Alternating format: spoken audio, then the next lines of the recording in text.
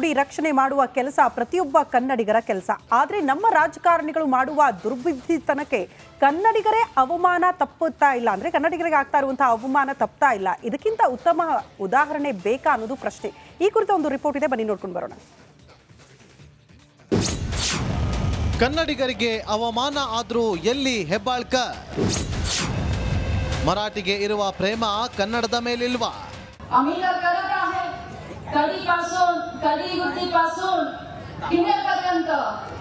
आज छत्रपति शिवाजी महाराज, छत्रपति संभाजी महाराज या आज राजकारण मध्ये किती लोक येतात, किती लोक जातात, परंतु हे जो काम आहे हे सदियों म्हणजे काय सांगायचं, किती साल असणार. ಅರೆ ಯಾರಪ್ಪ ಇದು ಅಂದ್ಕೊಂಡ್ರಾ? ಇವರು ನಮ್ಮ ಲಕ್ಷ್ಮಿ ಹೆಬ್ಬಾಳ್ಕರ್ ಮೇಡಮ್ ಅಲ್ವಾ? ಅಯ್ಯೋ, ಯಾವುದೋ ಭಾಷೆಯಲ್ಲಿ ಮಾತಾಡ್ತಿದ್ದಾರೆ ಅಂದ್ಕೊಂಡ್ರಾ? ಅದು ಕನ್ನಡ ಅಲ್ಲ ಸ್ವಾಮಿ, ಮರಾಠಿ. 200-300 वर्षापर्यंत असं काम प्रवीण भाऊने केले म्हणून लोक आठवण ठेवणार. ವಾರೆ ವಾ, ಮೆಚ್ಚಬೇಕು ಕಣ್ರಿ ಇವರನ್ನ. ಕನ್ನಡ ಮಾತನಾಡದ ಕಾರಣ KSRTC ಬಸ್ ಕಂಡಕ್ಟರ್ ಮೇಲೆ ಹಲ್ಲೆ ಮಾಡಿ ಮರಾಠಿ ಪುಂಡರು ಬಾಲ ಬಿಚ್ಚಿದ್ರು. ಅತ್ತಾಗಡಿ ಗ್ರಾಮದಲ್ಲಿ ಬೂದಿ ಮುಚ್ಚಿದ ಕೆಂಡವಂತಾಗಿದೆ. ಇಡೀ ಪ್ರಕರಣದ ಬಗ್ಗೆ ಈವರೆಗೂ ತುಟಿ ಬಿಚ್ಚದ ಸಚಿವೆ ಲಕ್ಷ್ಮಿ ಹೆಬ್ಬಾಳ್ಕರ್ ಕಂಡಕ್ಟರ್ ಮೇಲೆ ಹಲ್ಲೆ ನಡೆದ ಊರಿನ ಸಮೀಪದ ಬಾಳೆಕುಂದ್ರಿಯಲ್ಲಿ ಮರುದಿನ ಮರಾಠಿಯಲ್ಲಿ ಭಾಷಣ ಮಾಡಿದ್ದಾರೆ.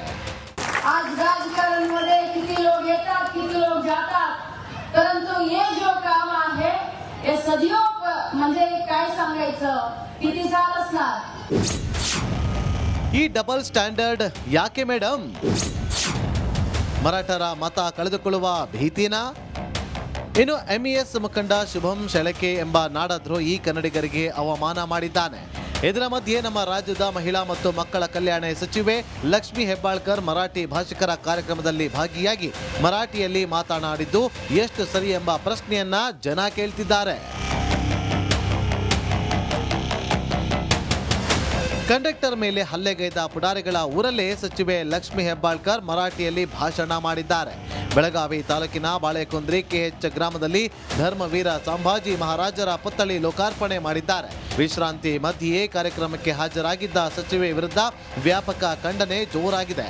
ಬೆಳಗಾವಿಯಲ್ಲಿನ ಮರಾಠ ವೋಟ್ ಕೈ ತಪ್ಪುತ್ತಾವ ಅಂತ ಪ್ರಶ್ನೆ ಮಾಡಿದ್ದಾರೆ. ಸಚಿವೆ ಲಕ್ಷ್ಮಿ ಹೆಬ್ಬಾಳ್ಕರ್ಗೆ ಫುಲ್ ಕ್ಲಾಸ್ ತೆಗೆದುಕೊಂಡ ನೆಟ್ಟಿಗರು ನಾಡಿನ ಜಲ ಭಾಷೆಯ ವಿಚಾರದಲ್ಲಿ ಮೌನಕ್ಕೆ ಶರಣಾದ ಸಚಿವೆ ವಿರುದ್ಧ ತಿರುಗಿ ಬಿದ್ದಿದ್ದಾರೆ. ನಾಳೆ ಕಿಡಿಗೇಡಿಗಳ ವಿರುದ್ಧ ಕಠಿಣ ಕ್ರಮಕ್ಕೆ ಆಗ್ರಹಿಸಿ ಕರವೇ ರಾಜ್ಯಾಧ್ಯಕ್ಷ ನಾರಾಯಣಗೌಡ ನೇತೃತ್ವದಲ್ಲಿ ಪೊಲೀಸ್ ಕಮಿಷನರ್ ಕಚೇರಿ ಎದುರು ಪ್ರತಿಭಟನೆ ಮಾಡಲಾಗುತ್ತದೆ. ಮೈಲಾರಿ ಪಟಾತ್, ರಿಪಬ್ಲಿಕ್ ಕನ್ನಡ, ಬೆಳಗಾವಿ. 18 ಜನ MLAಗಳಿದ್ದೀರಿ ನೀವು. ಅಲ್ಲಿ ಚಿಕ್ಕೋಡಿ ಮತ್ತು ಬೆಳಗಾವಿ ಅಂತೇಳಿ 2 ಲೋಕಸಭಾ ಕ್ಷೇತ್ರ ಇದೆ. ಅದನ್ನು ಚಿಕ್ಕೋಡಿ ಜಿಲ್ಲೆ ಮಾಡಿ ಅಂತ ತುಂಬ ಡಿಮಾಂಡ್ ಇದೆ. ಬಟ್ ಮಾಡ್ತಾ ಇಲ್ಲ. ಯಾಕೆ ಅಂತಂದರೆ ಒಂದು ವೇಳೆ ಚಿಕ್ಕೋಡಿ ಜಿಲ್ಲೆ ಮಾಡಿದರೆ ಅದು ಮರಾಠಿ ಪ್ರಾಬಲ್ಯ ಜಾಸ್ತಿ ಆಗಿಬಿಡುತ್ತೆ ಅನ್ನೋ ಕಾರಣಕ್ಕಾಗಿ ಮಾಡ್ತಾ ಇಲ್ಲ. ಮತ್ತು ನಾವು ಸುವರ್ಣಸೌಧವನ್ನು ಕೂಡ ಮಾಡಿದ್ದೀವಿ. ನಾನು ಈಗ ಇವರು ಕೇಳಿದ್ರಲ್ಲ ಮರಾಠಿಯಲ್ಲಿ ಇಷ್ಟು ಮೊನ್ನೆ ಯಾವುದು ಗೃಹಲಕ್ಷ್ಮಿ ದುಡ್ಡು ಬಂದಿಲ್ಲ ಅಂತ ಹೇಳಿಲ್ಲ, ನನಗೆ ಹುಷಾರಿರಲಿಲ್ಲ ಹಾಗಾಗಿ ಬಂದಿಲ್ಲ ಅಂತ ಅಂದ್ಬಿಟ್ಟು. ಈಗ ನೀವು ನಮ್ಮ ಕನ್ನಡಿಗರಿಗೆ ಒಂದು ಅವಮಾನ ಮಾಡಿದ್ದಾರೆ, ಹೊಡೆದಿದ್ದಾರೆ. ಯಾರಿಗೆ? ಕಂಡಕ್ಟರ್ಗೆ. ಈಗ ನೀವು ಮರಾಠಿ ಪ್ರೇಮ ಮೆರೆಯುತ್ತೀರಿ ಅಂತಂದರೆ ನೀವು ಒಂದು ಮಾತು ಹೇಳಬೇಕು ಪ್ರತಿಯೊಬ್ಬರು ಕೂಡ, ಬನ್ನಿ ಮರಾಠಿಗರೇ ಕಪಾಳ ಕೊಡಿರಿ ಅಂತ ಹೇಳ್ತೀರಾ? ಅವ್ರಿಗೆಲ್ಲ ನನ್ನ ಕಪಾಳ ಕೊಡಿರಿ ಅಂತ ಯಾಕೆ ಹೇಳ್ಬಾರ್ದು ನೀವೆಲ್ಲ? ನಾನು ಕೇಳೋದಿಷ್ಟೇ, ಸತೀಶ್ ಜಾರಕಿಹೊಳಿ ಸಚಿವರು ನಿಮ್ಮ ಸ್ಟ್ಯಾಂಡ್ ಏನು? ಕನ್ನಡನ ಮರಾಠಿನ? ಲಕ್ಷ್ಮಿ ಹೆಬ್ಬಾಳ್ಕರ್ ನಿಮ್ಮ ಸ್ಟ್ಯಾಂಡ್ ಏನು? ಕನ್ನಡನ ಮರಾಠಿನ? ಅಶೋಕ್ ಪಟ್ಟಣ್, ರಾಮದುರ್ಗ ನಿಮ್ಮ ಸ್ಟ್ಯಾಂಡ್ ಏನು? ಕಾಂಗ್ರೆಸ್. ರಾಜು ಕಾಗೆ ಕಾಂಗ್ರೆಸ್. ಗಣೇಶ್ ಹುಕ್ಕೇರಿ ಕಾಂಗ್ರೆಸ್. ಲಕ್ಷ್ಮಣ್ ಸವದಿ ಕಾಂಗ್ರೆಸ್.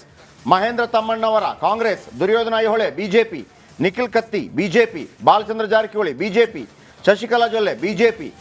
ಆಸಿಫ್ ಸೇಠ್ ಕಾಂಗ್ರೆಸ್. ಅಭಯ್ ಪಾಟೀಲ್ BJP. ವಿಠಲ್ ಹಲಕ್ಕೇರ BJP. ಬಾಬಾ ಸಾಹೇಬ್ ಪಾಟೀಲ್ ಕಾಂಗ್ರೆಸ್. ವಿಶ್ವಾಸ್ ವೈದ್ಯ ಕಾಂಗ್ರೆಸ್. ಮಹಾಂತೇಶ್ ಕೌಜಲಗಿ ಕಾಂಗ್ರೆಸ್. ರಮೇಶ್ ಜಾರಕಿಹೊಳಿ BJP. ಈಗ ನೀವು ಹೇಳಬೇಕು, ನಿಮ್ಮ ಸ್ಟ್ಯಾಂಡ್ ಯಾರ ಪರ? ಕನ್ನಡಿಗರ ಪರನೋ ಮರಾಠಿಗರ ಪರನೋ? ನೀವು ಮರಾಠಿಗರ ಪರವಾಗಿದ್ದರೆ ನೀವು ಹೇಳಬೇಕು, ಬನ್ನಿ ಮರಾಠಿಗರೇ ನಮ್ಮ ಕಪಾಳ ಕೊಡೋದು ಹೋಗಿ ಅಂತ. ಬನ್ನಿ ಮರಾಠಿಗರೇ, ಕಪಾಳ ಕೊಡ್ದೋಗಿ, ಆಗಲೂ ಕೂಡ ನಿಮ್ಮ ಕಾಲ ಚಪ್ರಾಸಿ ಮಾಡ್ತೀವಿ ನಾವು ಅಂತ. ನಾವು ಯಾವುದೇ ಭಾಷಾ ದ್ವೇಷಿಗಳಲ್ಲ ರೀ, ನಾವು ಯಾವುದೇ ಭಾಷಾ ದ್ವೇಷಿಗಳಲ್ಲ. ಆದರೆ ಕನ್ನಡಕ್ಕೆ ಅವಮಾನವಾಗುವಂಥ ಸಂದರ್ಭದಲ್ಲಿ ನಿಮಗೆ ಅದಕ್ಕೊಂದು ಧಿಕ್ಕಾರ, ಒಂದು ಖಂಡನೆ ನಿಮ್ಮ ಬಾಯಿಂದ ಬರ್ತಾ ಇಲ್ಲ ಅಂತಂದರೆ ಕೇವಲ ಹಾಗಿದ್ರೆ ನೀವು ಮಹಾರಾಷ್ಟ್ರದಲ್ಲಿ ಎಲೆಕ್ಷನ್ಗೆ ನಿಂತು ಗೆದ್ದು ಬನ್ನಿ ನೋಡೋಣ. ಮಹಾರಾಷ್ಟ್ರದಲ್ಲಿ ತಾಕತ್ತಿದ್ದರೆ ಮಹಾರಾಷ್ಟ್ರದಲ್ಲಿ ಎಲೆಕ್ಷನ್ಗೆ ನಿಂತು ಗೆದ್ದು ಬನ್ನಿ. ಕನ್ನಡಿಗರ ಓಟಿನಿಂದ ಗೆದ್ದಿದ್ದೀರಿ. ಕೇವಲ 4-5 ಓಟು ಮರಾಠಿಗರ ಓಟಿಗೆ ಬೇಕಾಗಿ ಕನ್ನಡಿಗರಿಗೆ ಅವಮಾನ ಮಾಡುವಂಥ 18 MLAಗಳು ಹೇಳಬೇಕು ನೀವು ಕನ್ನಡಿಗರ ಪರನೋ ಅಥವಾ ಮರಾಠಿಗರ ಪರನೋ. ನೀವು ಮರಾಠಿಗರ ಪರವಾಗಿದ್ದರೆ ಹೇಳಬೇಕು, ಬನ್ನಿ ಮರಾಠಿಗರೇ ನಿಮ್ಮ ಕಪಾಳ ಕೊಡ್ಕೊಂಡು ಹೋಗಿ ಅಂತ. 18 ಜನ ಕೂಡ ಆ ವಯೋವೃದ್ಧರಾಗಿರುವಂಥವರಿಗೆ ಹೊಡೆದಿದ್ದಾರೆ. ಮತ್ತೊಬ್ಬ ಇದ್ದ, ಅವನು ಯಾರೋಪ, ಶಳಕೆ ಉದ್ದಟತನದ ಹೇಳಿಕೆ, ಅವನು ಒಳ್ಳೆ ಗಾಂಜಾ ಗಿರಾಕಿಗಳೆಲ್ಲ ಬಂದು, ಗಾಂಜಾ ಗಿರಾಕಿಗಳು ನೆನಪಿಟ್ಕೊಳ್ಳಿ, ನಿಮ್ಮ ಮುಖಕ್ಕೆ, ಅದು ಕೂಡ ಮೇಯರ್ ಆಗಿದ್ದವರ ಮುಖಕ್ಕೆ ಮಸಿ ಬಳೆದವರು ನಾವು. ಆ ಸಂದರ್ಭದಲ್ಲಿ ಒಂದು ಕಿರಿಕಿರಿ ಆಗ್ತಾ ಇತ್ತು. ಯಾಕಂದ್ರೆ ಅದನ್ನ ಪ್ರವೀಣ್ ಶೆಟ್ಟಿ, ರಕ್ಷಣಾ ವೇದಿಕೆ ಬಳಗ, ಆಗ ಪೂರ್ಣಚಂದ್ರ ತೇಜಸ್ವಿ ಇನ್ನೂ ಜೀವಂತವಾಗಿದ್ದರು. ಎಲ್ಲರಿಗೊಂದು ಭಯ ಇತ್ತು, ಪೂರ್ಣಚಂದ್ರ ತೇಜಸ್ವಿ ಏನು ಹೇಳ್ತಾರೆ, ಪ್ರಗತಿಪರಲ್ವಾ, ಎಲ್ಲರಿಗೂ ಭಯ ಇತ್ತು ಸರಿನೋ ತಪ್ಪ ಅಂತ ಹೇಳಿ. ಪೂರ್ಣಚಂದ್ರ ತೇಜಸ್ವಿ ಅವ್ರ ಹತ್ರ ಹೋಗಿ ಕೇಳಿದರು, ಸರ್ ಹಿಂಗೆ ಮಸಿ ಬಳೆದಿದ್ದಾರೆ ಅಂತ. ಆಗ ಪೂರ್ಣಚಂದ್ರ ತೇಜಸ್ವಿ ಅವರು ಕನ್ನಡ ಹೋರಾಟಗಾರರಿಗೆ ಕೊಟ್ಟಂಥ ನೈತಿಕ ಬೆಂಬಲ ಇದೆಯಲ್ಲ, ಅವ್ರು ಹೇಳ್ತಾರೆ, ಇನ್ನೇನ್ರಿ ಮತ್ತೆ ಮಸಿ ಅಲ್ಲದ ಇನ್ನೇನು ಪೇರನ್ ಲೆವೆಲ್ ಹಚ್ಚಬೇಕಾ ಅಂತಾರೆ. ಪೇರನ್ ಲೆವೆಲ್ ಹಚ್ಚಬೇಕಾ ಅಂತ 18 MLAಗಳು ಡಿಸೈಡ್ ಮಾಡಿ, ನಿಮ್ಮ ಮುಖಕ್ಕೆ ಪೇರನ್ ಲೆವೆಲ್ ಹಚ್ಚಬೇಕಾ, ನಿಮ್ಮ ಮುಖಕ್ಕೆ ಮಸಿ ಹಚ್ಚಬೇಕಾ, ಖಂಡಿಸ್ತೀರಾ ಅಥವಾ ಮರಾಠಿ ಪ್ರೇಮ ಮರಿತೀರಾ? मराठी आज राजकारण मध्ये किती लोक येतात, किती लोक जातात, परंतु हे जो काम आहे हे सदैव म्हणजे काय सांगायचं, किती साल असणार. ಈ ಡಬಲ್ ಸ್ಟ್ಯಾಂಡರ್ಡ್ ಯಾಕೆ ಮೇಡಮ್? ಮರಾಠರ ಮತ ಕಳೆದುಕೊಳ್ಳುವ ಭೀತಿನಾ? ಇನ್ನು MES ಮುಖಂಡ ಶುಭಂ ಶೆಳಕೆ ಎಂಬ ನಾಡದ್ರೋಹಿ ಕನ್ನಡಿಗರಿಗೆ ಅವಮಾನ ಮಾಡಿದ್ದಾನೆ.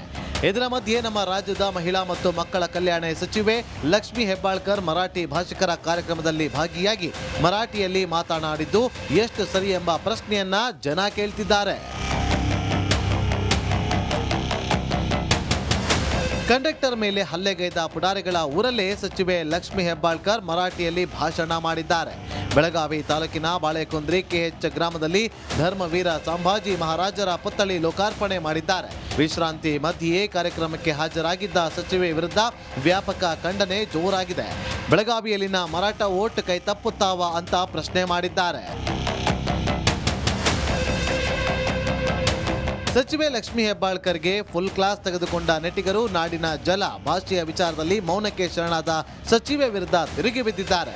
ನಾಳೆ ಕಿಡಿಗೇಡಿಗಳ ವಿರುದ್ಧ ಕಠಿಣ ಕ್ರಮಕ್ಕೆ ಆಗ್ರಹಿಸಿ ಕರವೇ ರಾಜ್ಯಾಧ್ಯಕ್ಷ ನಾರಾಯಣಗೌಡ ನೇತೃತ್ವದಲ್ಲಿ ಪೊಲೀಸ್ ಕಮಿಷನರ್ ಕಚೇರಿ ಎದುರು ಪ್ರತಿಭಟನೆ ಮಾಡಲಾಗುತ್ತದೆ. ಮೈಲಾರಿ ಪಟಾತ್, ರಿಪಬ್ಲಿಕ್ ಕನ್ನಡ, ಬೆಳಗಾವಿ. 18 ಜನ MLAಗಳಿದ್ದೀರಿ ನೀವು. ಅಲ್ಲಿ ಚಿಕ್ಕೋಡಿ ಮತ್ತು ಬೆಳಗಾವಿ ಅಂತೇಳಿ 2 ಲೋಕಸಭಾ ಕ್ಷೇತ್ರ ಇದೆ. ಅದನ್ನು ಚಿಕ್ಕೋಡಿ ಜಿಲ್ಲೆ ಮಾಡಿ ಅಂತ ತುಂಬ ಡಿಮಾಂಡ್ ಇದೆ. ಬಟ್ ಮಾಡ್ತಾ ಇಲ್ಲ. ಯಾಕೆ ಅಂತಂದರೆ ಒಂದು ವೇಳೆ ಚಿಕ್ಕೋಡಿ ಜಿಲ್ಲೆ ಮಾಡಿದರೆ ಅದು ಮರಾಠಿ ಪ್ರಾಬಲ್ಯ ಜಾಸ್ತಿ ಆಗಿಬಿಡುತ್ತೆ ಅನ್ನೋ ಕಾರಣಕ್ಕಾಗಿ ಮಾಡ್ತಾ ಇಲ್ಲ. ಮತ್ತು ನಾವು ಸುವರ್ಣಸೌಧವನ್ನು ಕೂಡ ಮಾಡಿದ್ದೀವಿ. ನಾನು ಈಗ ಇವರು ಕೇಳಿದ್ರಲ್ಲ ಮರಾಠಿಯಲ್ಲಿ ಇಷ್ಟು ಮೊನ್ನೆ ಯಾವುದು ಗೃಹಲಕ್ಷ್ಮಿ ದುಡ್ಡು ಬಂದಿಲ್ಲ ಅಂತ ಹೇಳಿಲ್ಲ, ನನಗೆ ಹುಷಾರಿರಲಿಲ್ಲ ಹಾಗಾಗಿ ಬಂದಿಲ್ಲ ಅಂತ ಅಂದ್ಬಿಟ್ಟು. ಈಗ ನೀವು ನಮ್ಮ ಕನ್ನಡಿಗರಿಗೆ ಒಂದು ಅವಮಾನ ಮಾಡಿದ್ದಾರೆ, ಹೊಡೆದಿದ್ದಾರೆ. ಯಾರಿಗೆ? ಕಂಡಕ್ಟರ್ಗೆ. ಈಗ ನೀವು ಮರಾಠಿ ಪ್ರೇಮ ಮೆರೆಯುತ್ತೀರಿ ಅಂತಂದರೆ ನೀವು ಒಂದು ಮಾತು ಹೇಳಬೇಕು ಪ್ರತಿಯೊಬ್ಬರು ಕೂಡ, ಬನ್ನಿ ಮರಾಠಿಗರೇ ಕಪಾಳ ಕೊಡಿರಿ ಅಂತ ಹೇಳ್ತೀರಾ? ಅವ್ರಿಗೆಲ್ಲ ನನ್ನ ಕಪಾಳ ಕೊಡಿರಿ ಅಂತ ಯಾಕೆ ಹೇಳ್ಬಾರ್ದು ನೀವೆಲ್ಲ? ನಾನು ಕೇಳೋದಿಷ್ಟೇ, ಸತೀಶ್ ಜಾರಕಿಹೊಳಿ ಸಚಿವರು, ನಿಮ್ಮ ಸ್ಟ್ಯಾಂಡ್ ಏನು? ಕನ್ನಡನ ಮರಾಠಿನ? ಲಕ್ಷ್ಮೀ ಹೆಬ್ಬಾಳ್ಕರ್ ನಿಮ್ಮ ಸ್ಟ್ಯಾಂಡ್ ಏನು? ಕನ್ನಡನ ಮರಾಠಿನ? ಅಶೋಕ್ ಪಟ್ಟಣ್, ರಾಮದುರ್ಗ ನಿಮ್ಮ ಸ್ಟ್ಯಾಂಡ್ ಏನು? ಕಾಂಗ್ರೆಸ್. ರಾಜು ಕಾಗೆ ಕಾಂಗ್ರೆಸ್. ಗಣೇಶ್ ಹುಕ್ಕೇರಿ ಕಾಂಗ್ರೆಸ್. ಲಕ್ಷ್ಮಣ್ ಸವದಿ ಕಾಂಗ್ರೆಸ್. ಮಹೇಂದ್ರ ತಮ್ಮಣ್ಣವರ ಕಾಂಗ್ರೆಸ್. ದುರ್ಯೋಧನ ಐಹೊಳೆ BJP. ನಿಖಿಲ್ ಕತ್ತಿ BJP. Balachandra Jarkiholi BJP. Shashikala Jolle BJP. Asif Sait Congress. Abhay Patil BJP. Vithal ಹಲಕೇರ BJP. Baba Saheb Patil Congress. ವಿಶ್ವಾಸ್ ವೈದ್ಯ ಕಾಂಗ್ರೆಸ್. ಮಾಂತೇಶ್ ಕೌಜಲಗಿ ಕಾಂಗ್ರೆಸ್. ರಮೇಶ್ ಜಾರಕಿಹೊಳಿ BJP. ಈಗ ನೀವು ಹೇಳಬೇಕು ನಿಮ್ಮ ಸ್ಟ್ಯಾಂಡ್ ಯಾರ ಪರ, ಕನ್ನಡಿಗರ ಪರನೋ ಮರಾಠಿಗರ ಪರನೋ? ನೀವು ಮರಾಠಿಗರ ಪರವಾಗಿದ್ದರೆ ನೀವು ಹೇಳಬೇಕು, ಬನ್ನಿ ಮರಾಠಿಗರೇ ನಮ್ಮ ಕಪಾಳ ಕೊಡೋದು ಹೋಗಿ ಅಂತ.